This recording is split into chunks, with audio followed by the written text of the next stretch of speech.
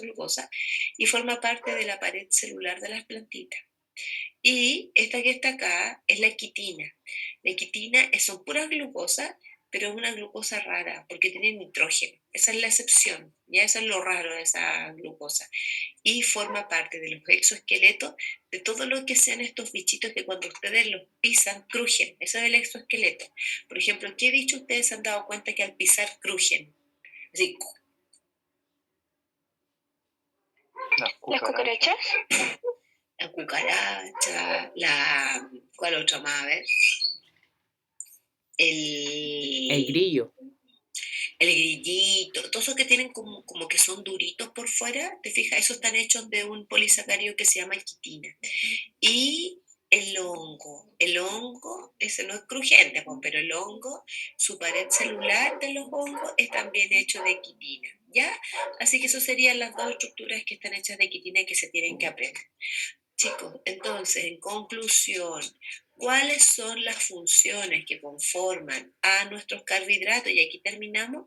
Te tienes que acordar y por eso uno aprende el mapa. Lo más importante, dentro de los monosacáridos, la ribosa, que forma parte de estas moléculas, del ARN y de estas moléculas, la desoxirribosa, que es la pentosa del ADN, la glucosa, la fuente de energía más importante, ¿ya? Que es la única que tiene capacidad de polimerizarse. Acuérdate que todo esto que recién te pasé son puras glucosas. Es la única que tiene capacidad de unirse con otro igual. Todas estas son puras glucositas, mira, formadas por cientos de monómeros de glucosa. La glucosa, la fructosa y la galactosa son solamente exosas. Los disacáridos, maltosa, sacarosa y lactosa, todas hechas de glucosa más algo. Te tienes que aprender de qué están hechas cada uno. Por eso que tienen que este mapa dejarlo anotadito y aprendérselo de memoria, ¿ya? Y de los poli, acordarte cuáles son de reserva animal, que es el glucógeno, cuáles de reserva vegetal, que eso es el almidón, y cuáles son estructurales. ¿Les parece? Eso es, chiquillos. Ya, esto es carbohidrato. Nos vamos de acá y nos vamos a... Según ¿alguno de ustedes tiene el libro a mano? Yo. Sí, el libro, que bueno, después de carbohidratos, según el libro, viene proteínas, ¿no es cierto? Después de carbohidratos, según el libro, viene proteínas. ¿Qué página están los carbohidratos? Que yo estoy con la guía. ¿Cómo con la guía?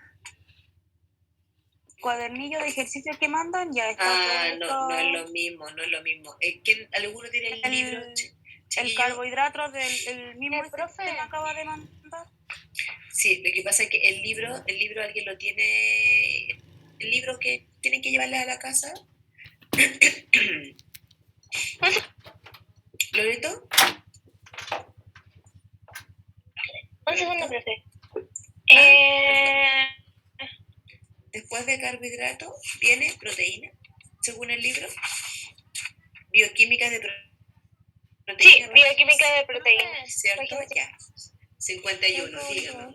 ¿Cuál es la diferencia entre reserva energética y estructurales? Ya, cuando una reserva es energética es cuando tú tienes necesidades de energía molecular y tú la empiezas a echar mano. Por ejemplo, lo que yo te explicaba. Si yo necesito comida, porque estoy con una fatiga, tú sabes lo que es una fatiga, ¿no es cierto? No tienes comida, tomaste el desayuno y no has almorzado. ¿Tú a quién le vas a echar mano? Al glucógeno que está en tu hígado. Y por lo tanto es una reserva energética que tu cuerpo le va a ir a echar y va a empezar a sacar energía desde ahí. Si la planta no tiene comida, ¿a quién le va a echar mano? A sus almidones. Por lo tanto, eso va a ser una fuente de energía cuando falte la comida, ¿ya? Pero cuando estamos hablando de una reserva estructural, es distinto, porque eso no les va a poder echar nunca mano. Esa cuestión es estructura, forma estructura. ¿Dónde vas a encontrar la celulosa? Formando parte de los tailos. ¿Te fijas? Esas son estructuras que están hechas de celulosa, perdón, de glucosas. ¿Se entiende, Javi? O sea, yo tengo que alimentarme, en la estructura tengo que alimentarme para dar función a la celulosa y la quitina. Bueno, la quitina no me posible. No, porque nosotros no tenemos ni celulosa. Sí. No, por ejemplo, sí, nosotros no tenemos ni celulosa ni quitina. Las plantas, ¿para qué ocupan su celulosa? Para formar sus estructuras. Eso es lo que te quiere indicar eso. Que en las plantas la celulosa tiene una función. ¿Y qué función es? Estructural. Formar sus estructuras que son sus células, sus paredes. ¿Ya? Que en el hongo, ¿para qué sirve la quitina? Para formar también sus paredes. ¿Te fijas? Por eso es que se forman función estructural. No es una función energética. Ellas no pueden ocupar esas glucosas para formar energía, sino que forman estructura. ¿Se entiende ahí, Javi? ¿Te Sí, queda mejor? Perfecto. Ya. Nos vamos ahora, chiquillos, con bioquímica proteína. Les digo una cosa, la proteína es la más larga, la que tiene más información, así que por favor respiren profundo y nos vamos con ella. Ya. Carbohidratos, proteína. ¿Alguien me va a hablar?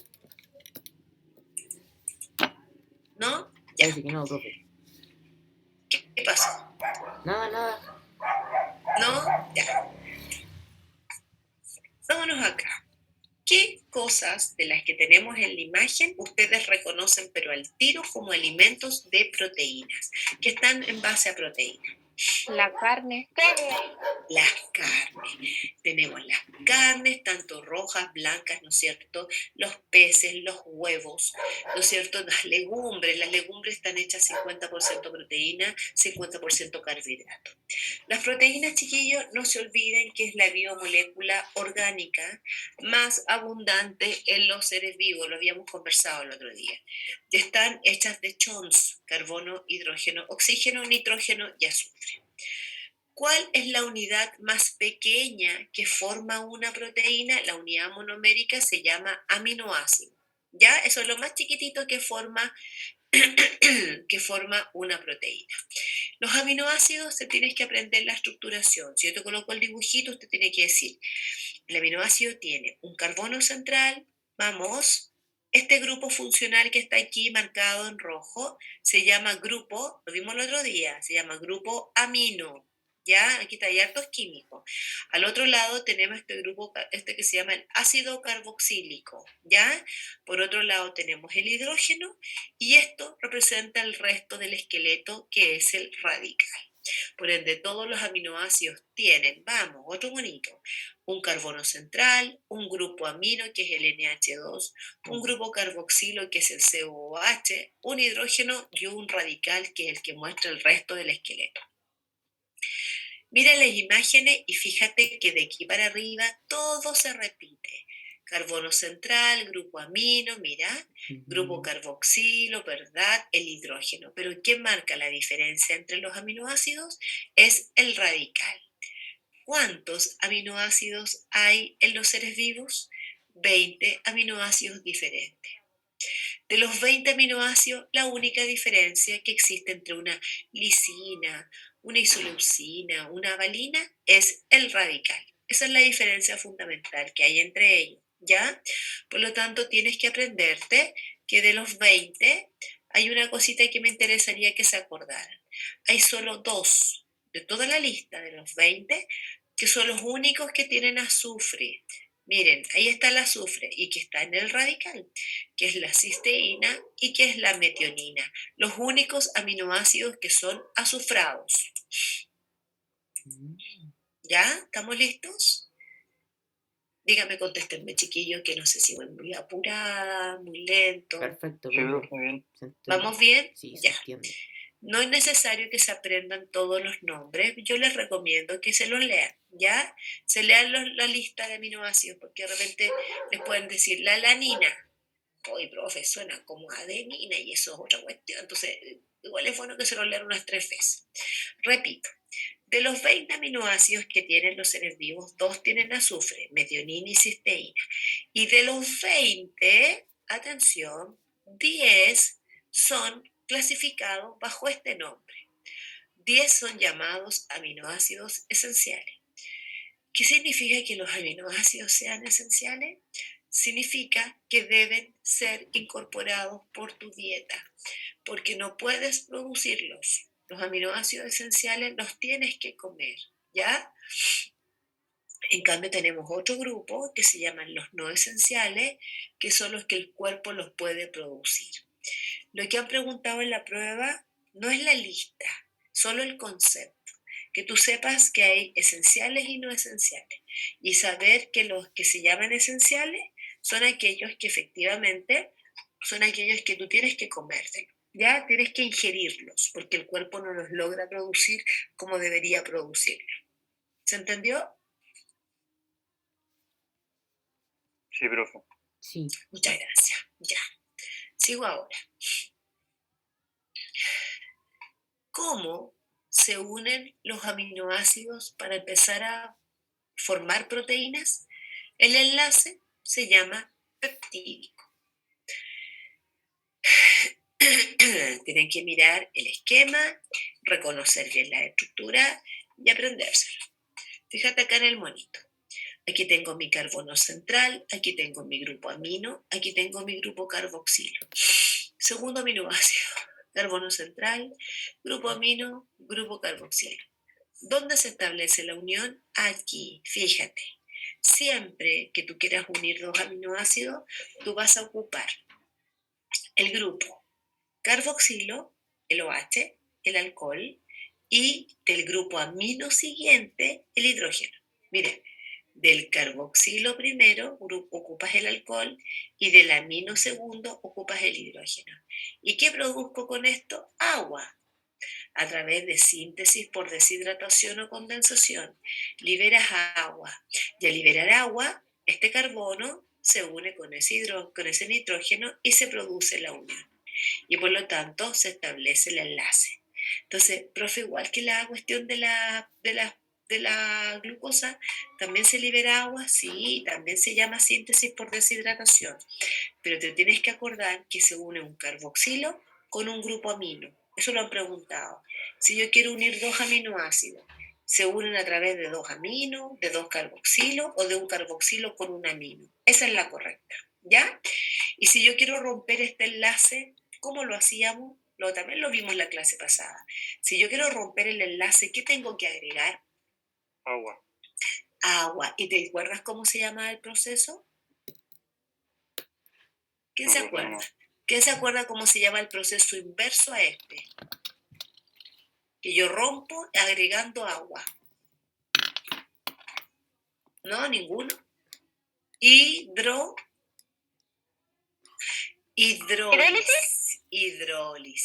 Hidrólisis, anótenlo por favor.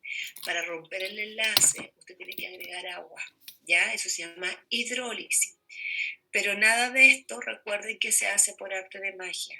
Aquí tú tienes que agregar enzimas para poder romper el enlace, ¿ya? Por lo tanto, para poder juntar, saco agua. Para poder romper, agrego agua. Para romper, se llama hidrolizar. Para juntar, sintetizar.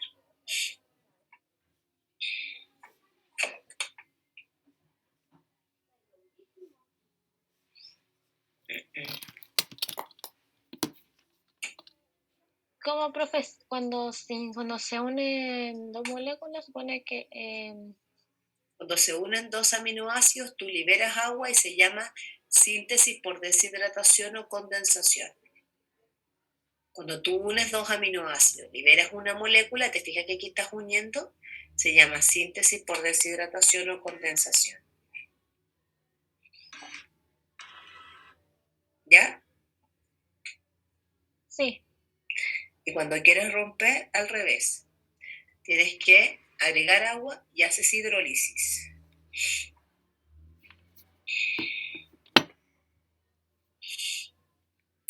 Este esquema que está acá va a ser nuestro mapa para poder ordenarnos en proteínas, ¿ya? Entonces, como dijimos, los aminoácidos pueden ser clasificados en dos grandes grupos, aminoácidos esenciales y no esenciales.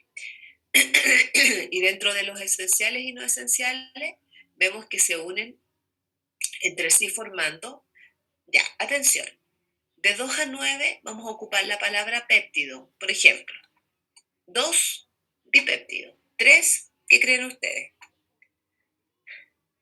Péptidos. Péptido. Pero miren, 2 dipéptido, 3, Tripéptido. 4, 4,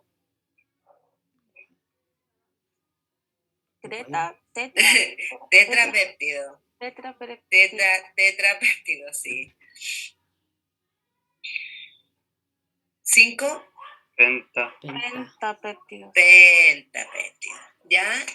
Entonces, lo que hay que aprenderse es que hasta 9 usted ocupa péptidos, hasta nanopéptidos, ¿ya? Y atención, a ver si me siguen, voy a buscar un lapicito para poder explicarles. No las voy a poner cámara, chiquillos, porque estoy con una cara que no, mejor ni me miren. Miren ya, si yo tengo una aminoácida y tengo 2 aminoácidos, a ver si me siguen. Y los 1, ¿cuántas moléculas de agua se liberan? A ver si me pescaron. ¿Cuántas moléculas de agua? Una. Si yo junto 3 aminoácidos, aquí, ¿cuántas moléculas de agua se liberan? 2. 2, 2. 2, muy bien. Si junto 4, entonces un tetrapéptido serían 3, 3. 3, ya, súper bien. Entonces, si yo ahora quiero juntar de 10 a 100 aminoácidos, uno no va a estar diciendo 15º, 16º, uno ocupa la palabra polipéptido nomás, ya para referirse a un concepto mucho más general. Y sobre 100, uno ya habla de la palabra proteína. Entonces, esto es para que más o menos hablemos en el mismo idioma, ¿ya? Si yo digo, cuando hablamos de una proteína, sobre 100 aminoácidos. Y las proteínas tienen 4 tipos de estructuraciones. Y aquí, atención, que esto es lo que me interesa que se aprenda. Hay 4 tipos de estructuraciones, como profe, mira, no sé, por decirte un ejemplo para que lo entiendan al tiro. Si usted tiene, no sé, por ejemplo, la proteína, a ver, ¿qué proteína ustedes conocen? Una proteína famosa, a ver. La proteína del músculo, por ejemplo. Ya, la proteína del músculo, chiquillo, por ejemplo, es de este estilo. Ya, proteína globular terciaria. Para que usted forme proteína del músculo, porque está haciendo pesa ahora en pandemia, que está tan aburrido y quiere formar musculatura, para que usted produzca este tipo de proteína, ya, que es una proteína lactina, usted tiene que primero, para formar terciaria, tiene que primero formar primaria, luego esa proteína se transforma en secundaria y luego pasa a terciaria. Ya no crean que está la primaria independiente de las otras. Es decir, estos son como los niveles de organización, ¿se entiende? Es decir, si yo quiero pasar a formar una proteína cuaternaria, ¿qué creen? Tengo que pasar por primaria, secundaria, terciaria y para llegar a cuaternaria. ¿Se entiende la idea? ¿Sí? ¿Sí? Díganme que sí, por favor. ¿Sí? Ya. Entonces voy a partir primero. Profe, Dígame. disculpe que se me fue el audio y no entendí. Ya, lo que les estoy tratando de explicar es que si nosotros vamos a pasar por las distintas estructuras de las proteínas, nosotros vamos a tener que partir por la estructura más básica, que es la primaria. Si pasamos a secundaria, después vamos a pasar a terciaria y después vamos a pasar a cuaternaria. Hay proteínas que se quedan solo en terciaria y hay proteínas que tienen que pasar a cuaternaria. Pero para que llegues a ser cuaternaria, tienes que haber pasado por las anteriores, porque estos son como los niveles de organización. Es como, ya, si tú eres, ¿te acuerdas de los niveles de organización? Si tú eres un órgano, ¿qué tienes que tener? Tejido, ¿te acuerdas? Si eres tejido, ¿qué tienes que tener? Célula. Esto es lo mismo. Estos son niveles de organización a nivel de proteína. ¿Se entiende? Voy a partir con el primer nivel. Ya, ¿de qué están hechas las estructuras primarias de las proteínas? Miren lo que dice aquí. El primer nivel está hecho de una secuencia de aminoácidos. Por lo tanto, los aminoácidos tienen que tener una ordenación. Alanina, leucina, serina, glutamina, glutamina. Ese orden, ¿es al azar? No, si no sería cualquier cosa las proteínas que ustedes tienen. Ese orden se los da el ADN. ¿Ya? Si usted pone alanina, leucina, serina, glutamina, eso te lo dijo tu molécula de ADN. Bueno, por ende, si llega el ADN a equivocarse en una letra, miren lo que puede ocurrir. Que usted ponga, miren aquí en el sexto, esto es un ejemplo, el más conocido. Ponga un aminoácido, perdona, ponga un aminoácido que no corresponda. Y eso tiene una consecuencia, que la proteína que usted sintetice sea una proteína defectuosa y se genere un glóbulo rojo amorfo y que usted no pueda transportar sus gases. Y eso se llama anemia falciforme. Entonces entiendan, la estructura primaria es la base de la síntesis de tu proteína. La estructura primaria entonces es una secuencia de aminoácidos que la determina el ADN. ¿Ya? Nos vamos con la segunda. La estructuración secundaria está dada por ¿quién? La estructuración secundaria se establece a través de, tomen apunte, puentes de hidrógeno. siempre la estructuración secundaria va a permitir que la primaria se empieza, si tú te fijas, a tomar en el espacio. Miren acá, miren, aquí se ve súper bien. Los puntitos en verde son los aminoácidos. Lo que está en rosado es el enlace peptídico. Esta es la primaria, pero empieza a tomar una forma de alfa hélice, que es la secundaria, mira. Y esto gracias a los puentes de hidrógeno, ¿ya? Entonces uno se pregunta, ¿pero por qué hizo eso? Es porque efectivamente los radicales de los aminoácidos que tú pusiste, ya que te lo dijo el ADN, empiezan a formar puentes de hidrógeno. Entonces tampoco es al azar, ¿ya? Cuando nosotros pasamos ahora a estructuración de tipo terciaria, mira, aquí, ahora vamos a pasar a tomar los siguientes enlaces. Por lo tanto, también, para que yo pase a tomar este tipo de enlace, miren, anoten, aparecen los puentes disulfuro. Por ende, para que una proteína tenga puentes disulfuro, a ver, ayúdenme, ¿qué aminoácidos tienen que estar comprometidos? ¿Hidrógeno? Disulfuro. Disulfuro. ¿Cuál es el disulfuro? ¿Qué átomo está metido ahí? Era el primero, ¿cómo se llamaba? ¿Cuál era? El primer grupo. El disulfuro es el azufre, ¿no? ¿Y qué aminoácidos les dije que tenían azufre? El metionina y la cisteína. Exacto. Por ende, cuando tú hiciste la secuencia de aminoácidos, tienes que haber puesto en esa secuencia cisteína y metionina para que la proteína que tú estás formando empiece a tomar esta configuración terciaria. O si no, la proteína se queda como secundaria. Oye, les voy a explicar una cosa. Casi todas las proteínas que tenemos en el cuerpo, chiquillo, casi todas, son de este grupo, terciaria. Por ende, por eso que uno siempre dice que las proteínas son CHOMP, ¿ya? CHONS, perdón, que tienen azufre, porque casi siempre hay presencia de, ¿cómo se llama? De aminoácidos azufrados. Por ende, miren la configuración de esta proteína terciaria, que está llena de azufre, como ustedes ven acá, también tiene otros tipos de enlace, pero el más importante, y el casi que lo único que han preguntado en la prueba, es que existan azufre, ¿ya? Dentro de la estructura terciaria, tomen apunte, hay dos tipos, la que es globular y la que es fibrilar. Tomen apunte. Dentro de la estructura terciaria están las globulares y las fibrilares.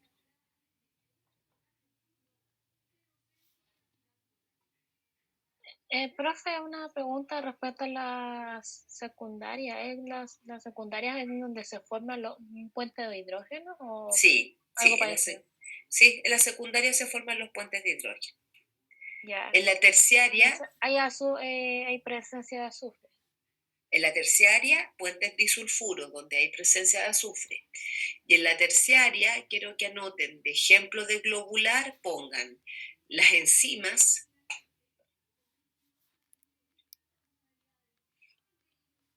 pongan la mioglobina, que es una proteína que transporta gases al músculo, mioglobina,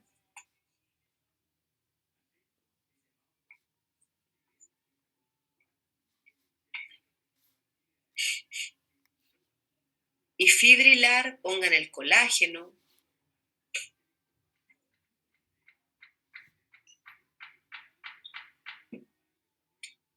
la queratina del pelo. Ya, a ver si me están pescando y están más o menos aprendiendo un poquito.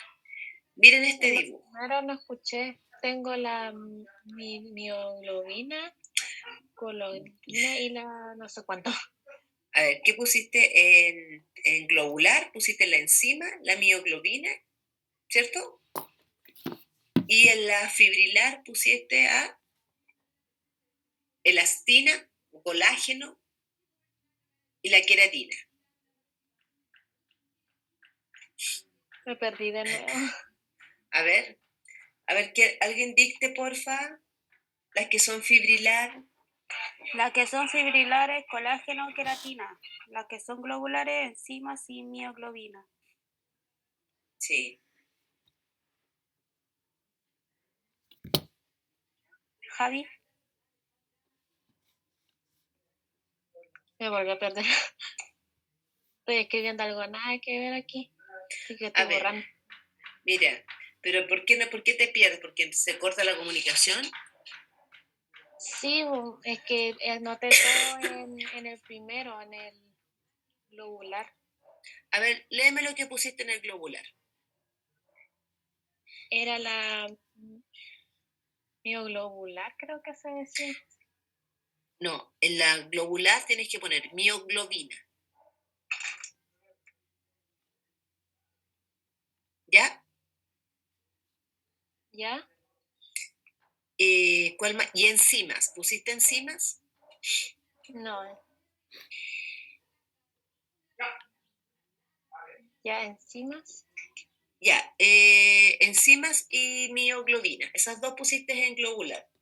Ya. Y en fibrilar pusieron colágeno. ¿Y ¿Ya? cuál más pusieron? Colágeno, porque hay tantos ejemplos. ¿Y cuál más Queratina. Y queratina. Producto, dijo usted. Queratina. Ya, ahora sí, gracias. Ya, ahora atención. Miren el esquema y fíjense de qué está hecha la cuaternaria. La cuaternaria está hecha de qué? Ayúdenme.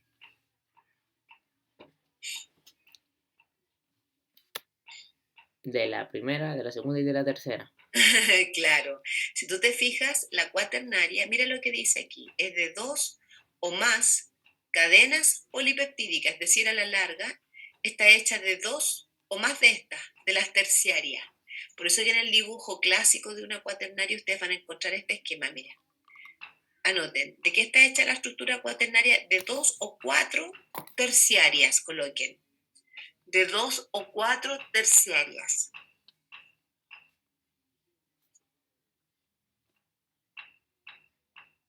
¿Y cuál es el ejemplo más clásico de estructura cuaternaria? Pongan la hemoglobina.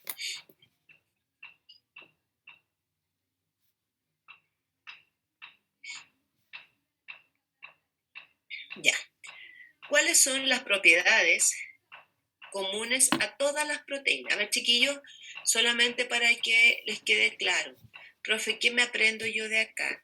Lo que te tienes que aprender es que cuando estructuras una proteína o formas una proteína, atención, te tienes que ir acordando de los tipos de enlaces que van a ayudar a la formación de la proteína. La estructura primaria está dada por los enlaces peptídicos que forman la secuencia de aminoácidos. La estructura secundaria es por los puentes de hidrógeno. La estructura terciaria, ¿qué dijimos? Los puentes disulfuros. Y la estructura cuaternaria, todos los anteriores, ¿ya? Por ende, hay dos propiedades que son inherentes a todas las proteínas y esta es la especificidad y la desnaturalización. ¿Qué significa que una proteína sea específica? Es que cada proteína tiene una función exclusiva, ¿ya? Por ejemplo, la queratina tiene que ver con la tensión, ¿no es cierto? A nivel, por ejemplo, a nivel del pelo. Una proteína que está a nivel de músculo le va a permitir generar, ¿no es cierto?, la contracción. Una proteína que está formando, chiquillo, una enzima, función catalizadora. Por ende, cada proteína tiene una función exclusiva, ¿ya? Si bien a lo mejor la gran mayoría son terciarias y todas son globulares y todas son como una pelotita, cada una cumple una función particular, ¿ya? Esa función se llama función especificidad. Y la segunda es desnaturalización. Cuando yo les diga que una proteína se les desnaturalice, esto es súper importante que lo entiendan porque se les va a aplicar a mucha materia. Espérenme. ¿Qué significa que una proteína se les desnaturalice? Significa que la proteína va a perder todas las estructuras de orden superior, cuaternaria, terciaria, secundaria, quedando la proteína reducida a una estructura primaria, ¿ya? Esta consecuencia, ¿por qué se produce? El fenómeno de desnaturalización va a ocurrir principalmente, chiquillos, porque ustedes van a someter a la proteína a diferentes condiciones que naturalmente ella tiene. Por ejemplo, usted la somete a una temperatura que no es la adecuada o a un pH que no es el adecuado. El ejemplo más claro que ustedes lo ven siempre es con la clarita de huevo. La clara de huevo es una proteína que se llama la ovoalbúmina. Cuando ustedes colocan el huevo, la clara de huevo, en un sartén, la clara se nota al tiro cómo comienza su desnaturalización, porque ella es transparente y es gelatinosa y se transforma en color blanco, ¿se fijan ahí? Blanco y además en una estructura pues, como semisólida, ¿ya? ¿Qué le pasó? Esa clara de huevo, que era, suponte tu terciaria, se le empiezan a romper los puentes de sulfuro, se le empiezan a romper los puentes de hidrógeno y termina siendo una estructura completamente primaria. ¿Reversible o irreversible? ¿Podré volver esa clara de huevo a lo que era? Contéstenme. No. No. No. No, la desnaturalización, que es la pérdida de los enlaces por temperatura o por valores extremos de pH, son procesos irreversibles. Profe, ¿por qué dice aquí renaturalización? Porque existe la posibilidad de que alguna proteína que usted no la ha sometido a una condición extrema se pueda volver a renaturalizar. Nosotros lo hacíamos con la clara de huevo cuando uno hacía un merengue. Cuando uno empieza a batir recién una clara de huevo y empieza recién a formarse el merenguito así, recién la espumita, si tú paras, eso se puede volver a... ¿Se entiende? Se puede... Batimos, 1, 2, 3, 4, 5, se empieza a formar el merengue, paren. Vayan a buscar algo, vuelvan y no van a encontrar el merengue, no van a encontrar la espumita. ¿Qué pasó?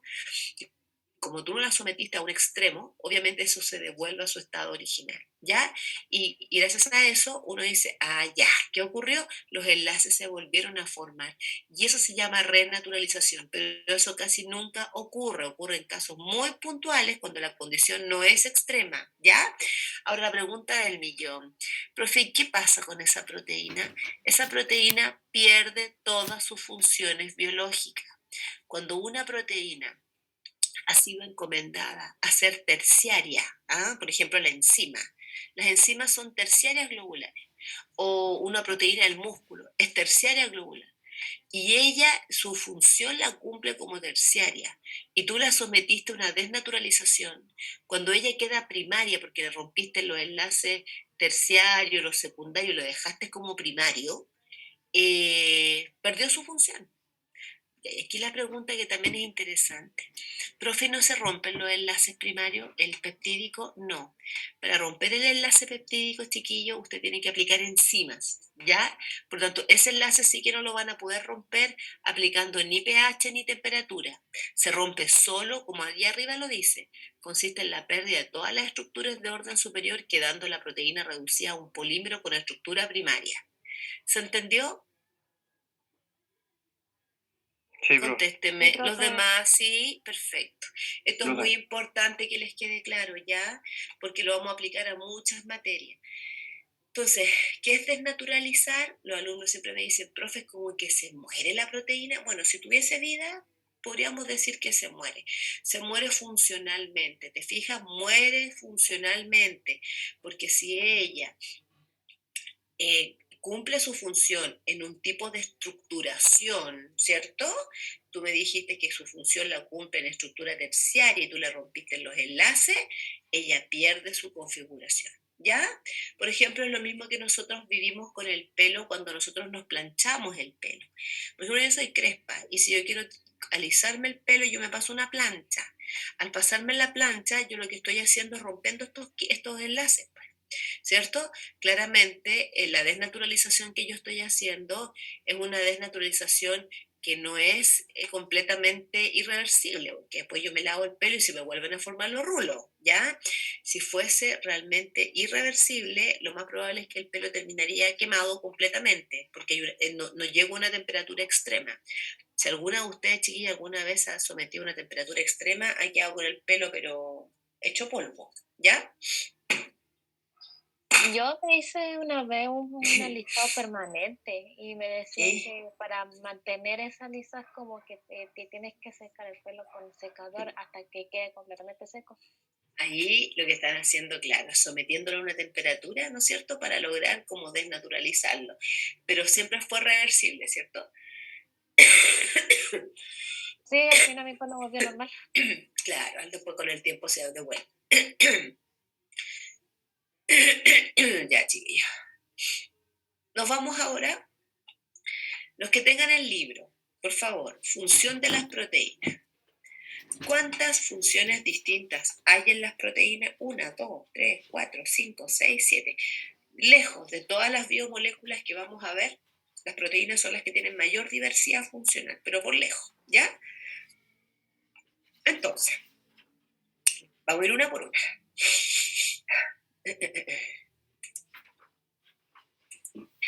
La primera función que vamos a ver es estructural. ¿Qué estructuras están hechas de proteína? ¡Wow! Muchas, pues, chiquillos. Ya, muchas funciones. Muchas estructuras están hechas de proteína. ¿Como qué, profe? Pucha, ya, pues tu pelo, tu piel, tus huesos, los cilios, los flagelos, el uso mitótico, ese les podríamos estar hablando horas, ¿ya? Porque casi, les dije, ¿qué es lo más abundante en los seres vivos, aparte del agua? Todo el Son las cuerpo. proteínas, ¿sí? Pues todo el cuerpo, los músculos, etcétera, ya. Pero aquí es donde quiero entrar en detalle. Hormonas. Miren, ¿qué hormonas son de naturaleza proteica? Les cuento una cosa. Casi todas las hormonas son de naturaleza proteica, Puta, si dice excepto casi 6. todas son proteínas. Entonces yo les voy a recomendar que se aprendan las 6 que no son. Entonces ustedes apréndanselo al revés. Digan, mira, ¿sabéis qué? Las 6 que te voy a decir no son, y esas apréndanse. Y el resto todas son proteicas, ¿les parece? Ya. Entonces me van a anotar las 6 que no son proteicas. Y les voy a dar una mnemotecnia. La mnemotecnia es una sigla y me van a anotar la sigla hacia abajo para que se aprendan al tiro la relación. ¿Se entiende lo que estoy pidiendo? Que vamos a anotar una mnemotecnia. ¿Sabes lo que es una mnemotecnia? Son como trucos para que uno se aprenda rápido la secuencia. ¿Ya?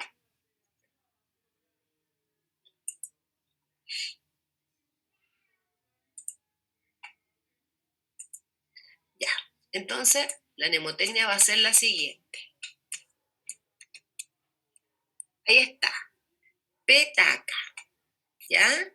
La P va a ser de progesterona. Profe, yo la petaca la conozco como otra cosa. La E va a ser de estrógenos. La T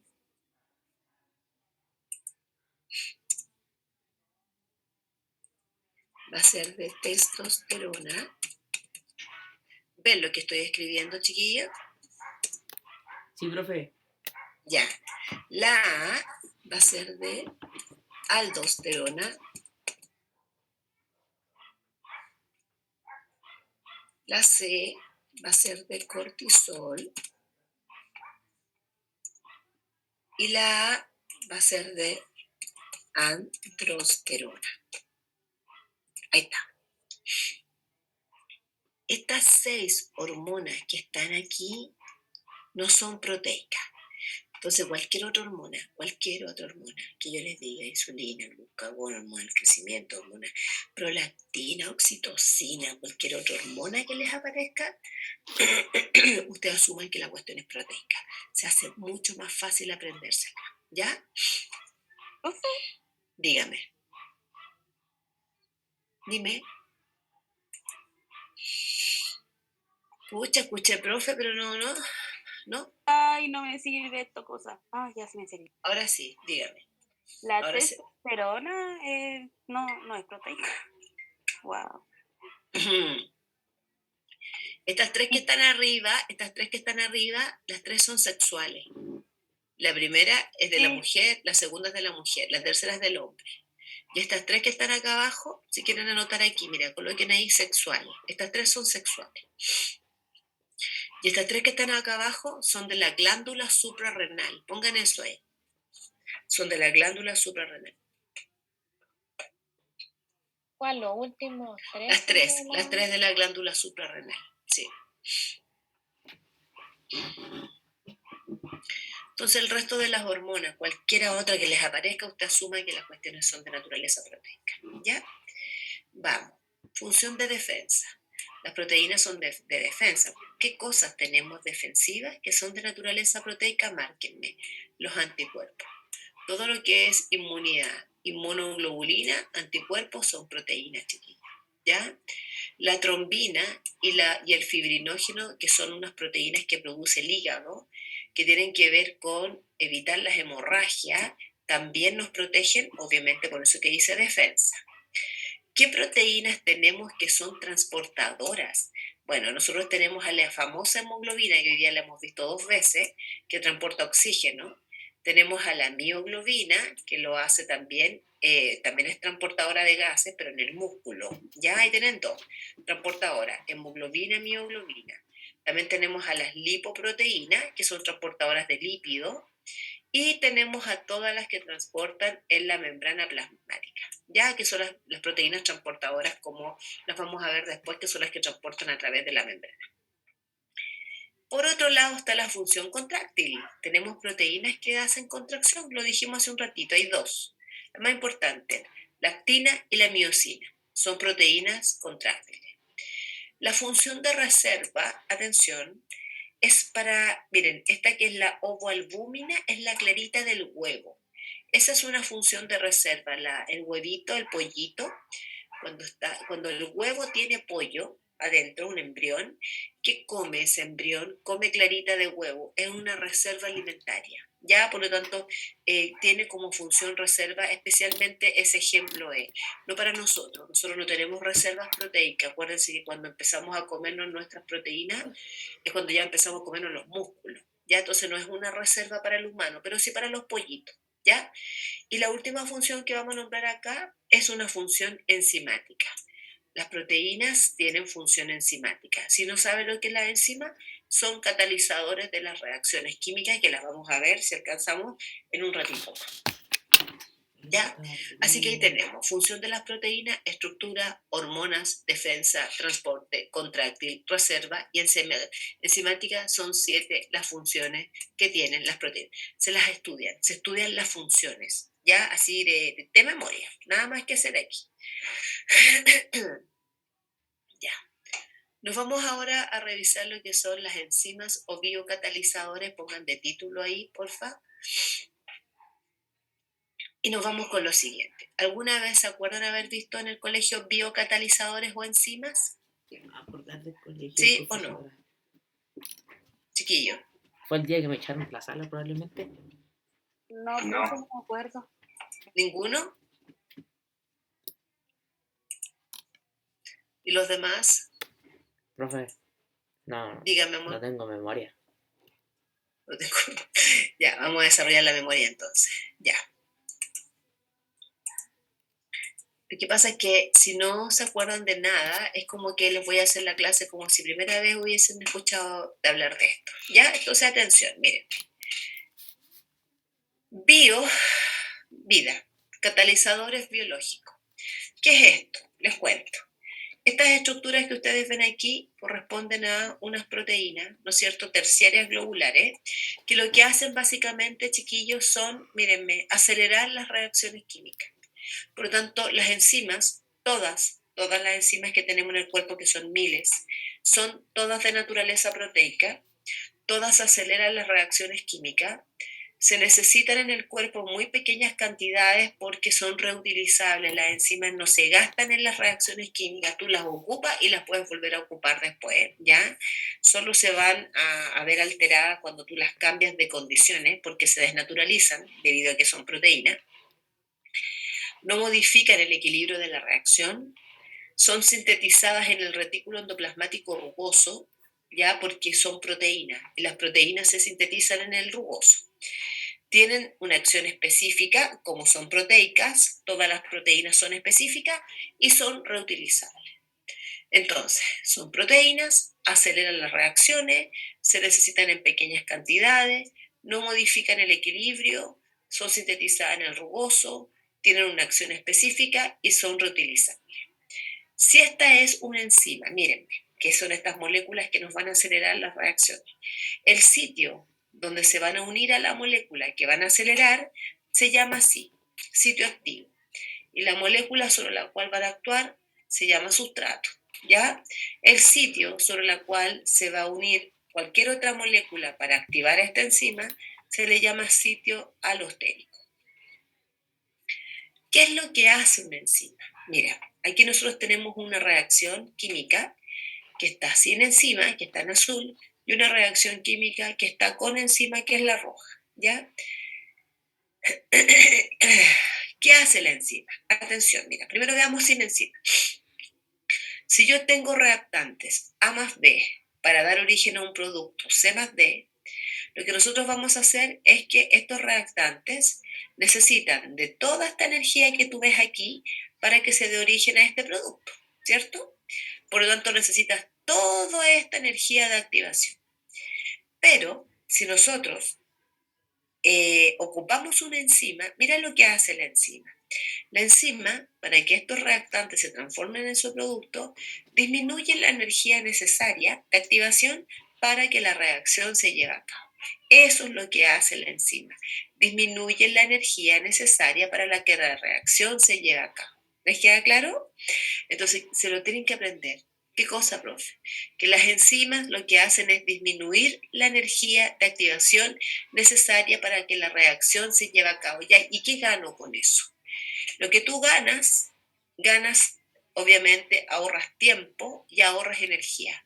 Esto es lo mismo, chiquillos, que si ustedes suben al Cerro San Cristóbal caminando, que es el azul, que se van a demorar 2 horas, van a llegar muertos a la cima, o si suben en un helicóptero o en un auto.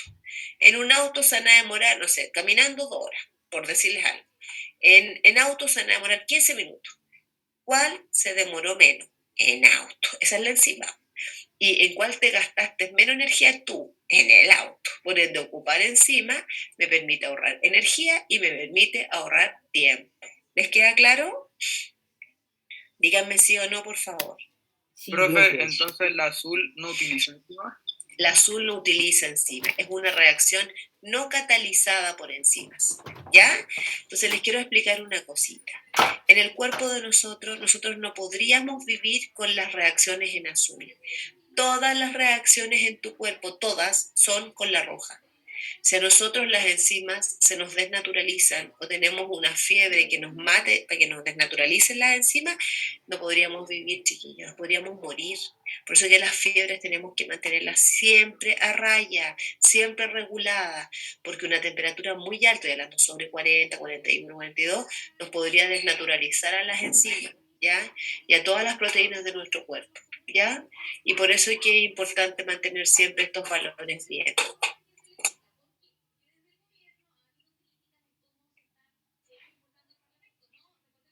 ¿Entendió? Ya. ¿Dónde tienen que ustedes haber visto alguna vez enzimas en el colegio si es que las vieron? Las tienen que haber visto, por ejemplo, en sistema digestivo. Yo me meto algo en la boca para comer, se metieron un pedacito de pan. ¿Qué les ayuda a que ese pan llegue a su mínima estructura molecular, por ejemplo, en glucosa, y que eso pueda luego ser absorbido hacia la sangre? Son las enzimas, chiquillos. En la boca ustedes tienen una enzima que se llama milasa, que les degrada el pan y se las transforma en maltosa. Después esa maltosa llega al estómago y cuando llega al intestino, usted se encuentra con otra enzima que se llama maltasa. Miren, la terminación asa es la que se ha ocupado tradicionalmente para hacer referencia a la enzima que actúa sobre el sustrato. Por ejemplo, si mi enzima, ¿se acuerdan de cuando hablamos de la gente que era intolerante a la lactosa? ¿Se acuerdan? El otro día, cuando hablamos de la lactasa, esa es la enzima, ¿ya? Y le echan a la leche lactasa, que es la enzima que degrada la lactosa. Entonces, ¿qué hace una enzima? Mira, casi todas las enzimas que uno les explica rompen y son de este grupo, que son las hidrolasas, que son las que hacen reacciones de hidrólisis. La de la boca, la del estómago, todas esas lo que hacen es hidrolizar, hidrolizar, hidrolizar. Pero atención, no todas las enzimas hacen hidrólisis. ¿Ya? Hay enzimas que hacen transferencias de grupos de electrones, hay otras que hacen grupos funcionales, hay otras que pegan, no todas rompen, hay unas que unen, hay unas que hacen cambios isoméricos. Entonces, atención, uno siempre les habla de que las enzimas aceleran, perfecto, pero al acelerar, ¿qué están haciendo? Algunas están rompiendo enlaces, otras están juntando enlaces. Atención con eso. Ojo con eso, ya, porque cuando yo vea fotosíntesis con ustedes, respiración celular, yo les voy a decir, miren, aquí yo tengo una molécula de NAT, por ejemplo, y se me va a transformar en NADH. Aquí se experimentó una reducción y lo hizo una enzima. Profe, ¿qué es eso? Transferencia electrónica. ¿Te fijas? Entonces, ahí ustedes van a tener enzimas que están haciendo transferencias de electrones de forma rápida para que obviamente las reacciones funcionen. ¿Ya? Bueno, ¿cómo funcionan las enzimas? Hay dos modelos explicativos para mostrarles cómo podría funcionar una enzima. Uno de ellos se llama llave y cerradura y el otro se llama encaje inducido. ¿Cómo lo explican? Según los modelos dice que si esta es la enzima, cuando la enzima se une al sustrato, ¿cómo lo reconoce? Porque la enzima debería tener, mírame, el sitio activo con la forma predeterminada, la forma del sustrato que tiene que catalizar. Por ende, cuando se unen, tienen que calzar perfecto. Y ahí la enzima hace lo que tiene que hacer con ese sustrato. Por ejemplo, miren acá. Si tú te fijas, aquí llegaron dos sustratos que tienen que encajar perfecto.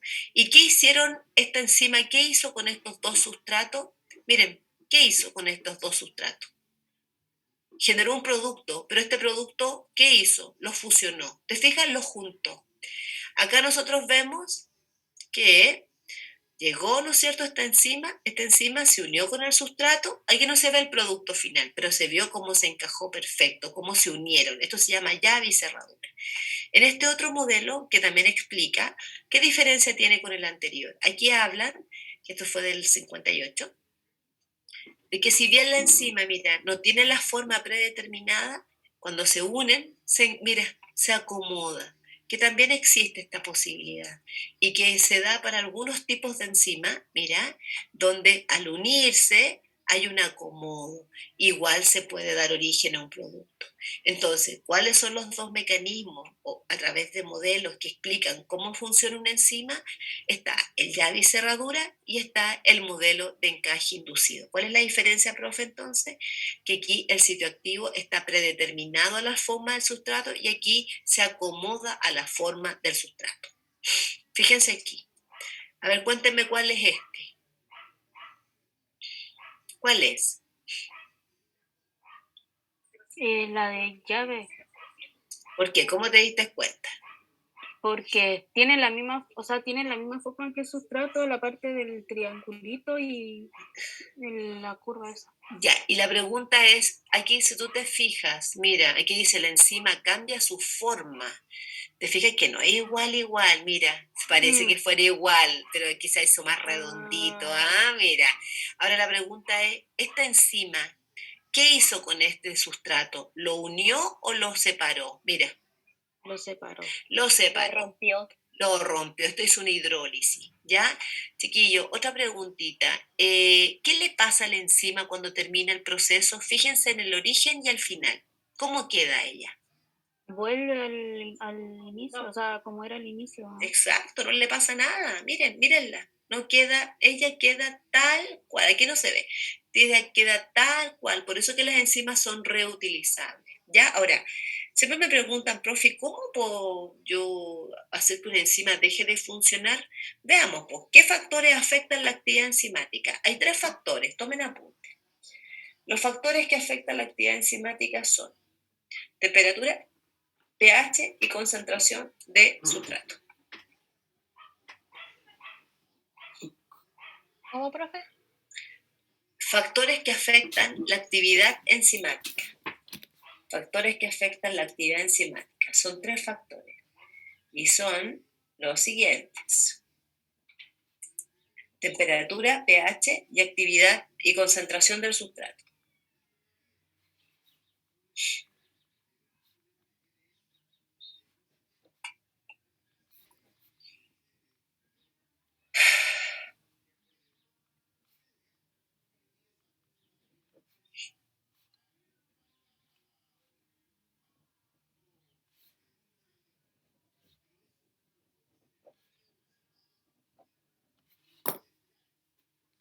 Ready, profe.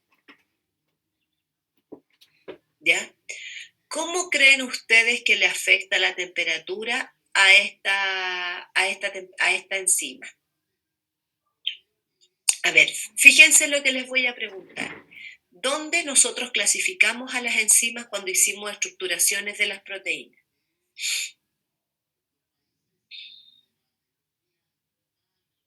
Chiquillo.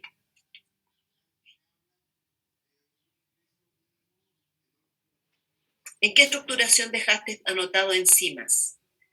En la terciaria. En la terciaria. Globular. Globular. Globular. Ya. Entonces, ¿qué le puede pasar a una enzima si tú le aumentas la temperatura sobre lo normal? ¿Qué le Muere. pasa? Ya, pero ocúpame el concepto que estamos Eh. diciendo. ¿Qué le pasa? Ayuden los demás. Naturaliza. Se desnaturaliza. ¿Qué se les rompe? Vamos. Los ¿Qué se les puentes rompe? de Los disulfuros. Vamos, ¿qué más puente? el de hidrógeno Puente de hidrógeno. ¿Y hasta qué estructura llega? a la En primaria. la primaria. A la primaria. ¿Y qué pasa entonces con esa enzima? Funcionalmente hablando, Deja de funcionar. deja de funcionar. Y por lo tanto, obviamente, ese proceso biológico deja de funcionar. ¿Estamos claros? Ok, vamos a mirar esto entonces. Esto es una enzima típica humana, fíjate, y yo veo que su óptimo de temperatura es como a los 38 grados. Eso es lo máximo que ella puede catalizar, ya su máxima temperatura. Pero cuando tú le subes la temperatura, mira, a 40 grados, empieza a bajar su actividad. Por lo tanto, ¿a qué temperatura las enzimas de tu cuerpo logran su máxima actividad? A 38 grados, 37, 38 grados. Pero esta es una bacteria que vive en un agua termal.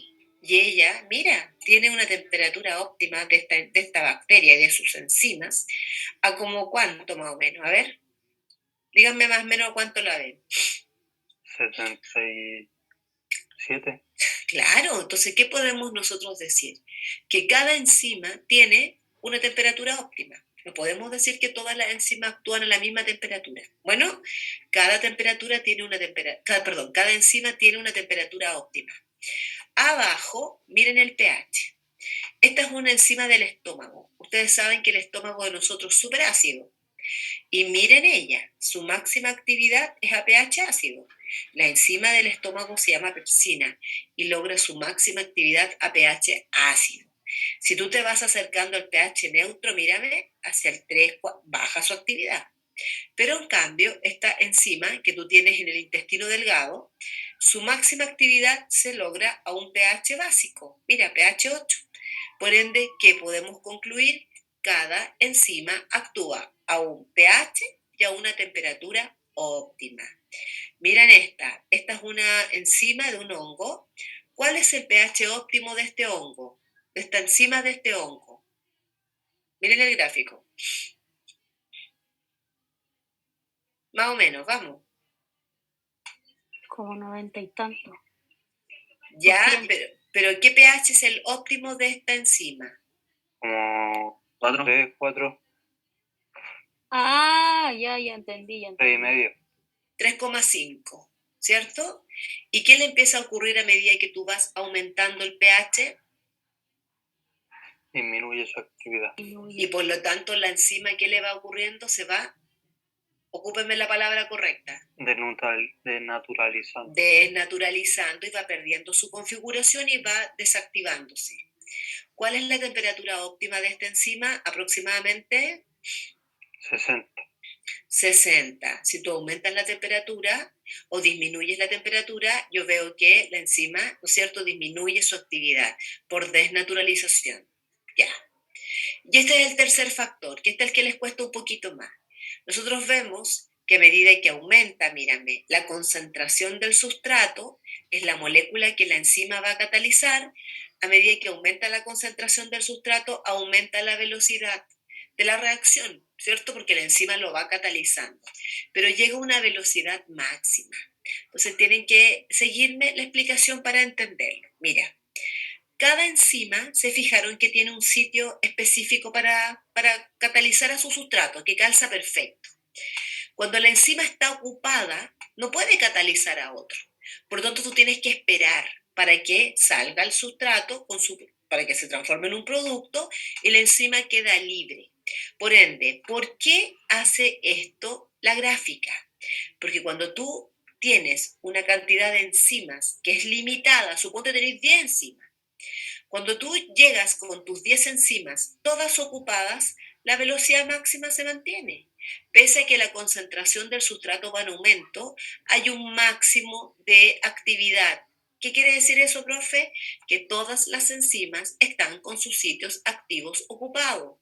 Pese a que usted aumente la concentración del sustrato, obviamente las enzimas no pueden aumentar la velocidad de la reacción. ¿Se entiende? Miren lo que dice aquí. Una enzima acelera la reacción a la velocidad máxima. Perfecto. Sin embargo, todas las moléculas de la enzima están unidas a moléculas de sustrato. Si tú tienes a todas las enzimas ocupadas, no puedes aumentar más la velocidad. A ver, ¿cómo ustedes podrían revertir esta gráfica y hacer esto? Aumentarla. Así. ¿Qué tendrían que agregar para que la gráfica cambie ahora y siga así, directa? ¿Qué tendrían que agregar para que la cuestión cambie la dinámica de la gráfica? ¿Agregar más qué? No pueden agregar más sustrato porque el sustrato va en aumento. ¿Qué agregarías tú para que la gráfica no se mantuviese constante, sino que aumenta más enzima? Si tú agregas más enzima, la gráfica aumentaría directa, ¿ya? Entonces, sin enzimas habría reacción, mira, pero muy lento. Y con esto nosotros no podríamos vivir. Con enzima aumentaría y se mantendría constante, ¿ya? Ok, y de aquí esto no les entra a ustedes, así que vamos a dejar hasta acá. Y me quedan 5 minutos para pasarle la lista, así que súper bien. Dejen de títulos, chiquillos, por favor. Lípidos. Lípidos, que es lo último que nos queda con ácidos nucleicos, porque vimos carbohidratos, proteína, nos faltaría lípidos en la próxima clase. Ya, atentos a la lista, por favor. Biología común. Ay, chicos. Iván Aguilera, ¿estás? Sí, profe. ¿Me puedes decir, Iván, cuánta gente hay en Zoom aquí en la clase, ahí abajito? 31 en total. Ya, me falta mucha gente, entonces vamos, me faltan 3 personas, no sé quiénes son. Iván, vamos, Martina Allende, Presente. Josefina Araya, Presente. Benjamín Ábalos,